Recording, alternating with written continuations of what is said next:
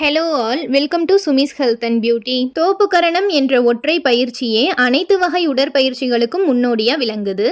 உடற்பயிற்சி செய்யாவிடினும் அல்லது உங்களுக்கு உடற்பயிற்சி செய்ய தெரியாவிட்டாலும் கூட நீங்கள் தினமும் தோப்புக்கரணம் போட்டு வந்தாலே போதும், நல்ல பலன் கிடைக்கும். இந்த வீடியோவில் தினமும் தோப்புக்கரணம் போடுவதால் கிடைக்கும் நன்மைகளையும் முறையாக தோப்புக்கரணம் எப்படி போடுறதுங்கிறத பற்றியும் பார்க்கலாம். இப்போதான் நம்ம சேனலை ஃபர்ஸ்ட் டைம் பார்க்குறீங்கன்னா மறக்காமல் சப்ஸ்கிரைப் பண்ணிக்கோங்க.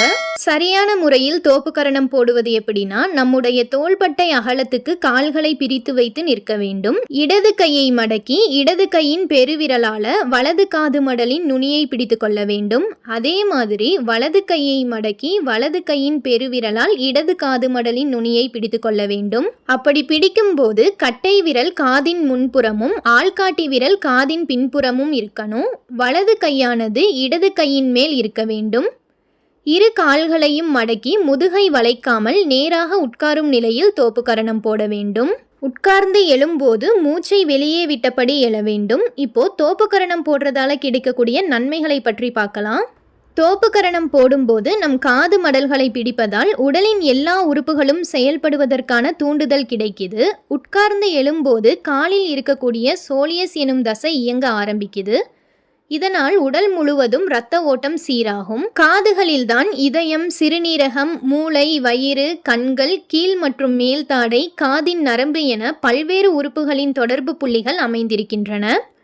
தோப்புக்கரணம் போடும்போது இந்த எல்லா உறுப்புகளுமே பயனடையும். இதன் மூலம் மூளையின் நியூரான் செல்கள் புத்துணர்ச்சி அடையும். இதனால் மூளை சுறுசுறுப்படைந்து நினைவு திறனும் அதிகரிக்கும். இடது கையால் எந்த பணியை செய்தாலும் வலது பக்க மூளையின் செயல்திறன் அதிகரிக்கும். அதே மாதிரி வலது கையால் எந்த பணியை செய்தாலும் இடது பக்க மூளையின் செயல்திறன் அதிகரிக்கும். இதனால நாம கைகளை மாற்றி காதை பிடித்து தோப்புக்கரணம் போடும்போது இரண்டு பக்க மூளையும் சிறப்பாக வேலை செய்வதை ஆராய்ச்சியாளர்கள் கண்டுபிடிச்சிருக்காங்க.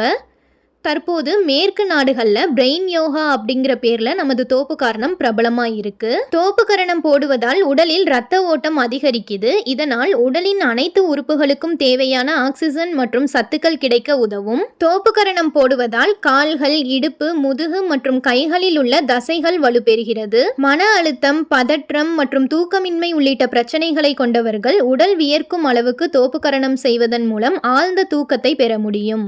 தோப்புக்கரணம் ஒரு எளிய ஆனால் சக்தி வாய்ந்த பயிற்சியாகும்.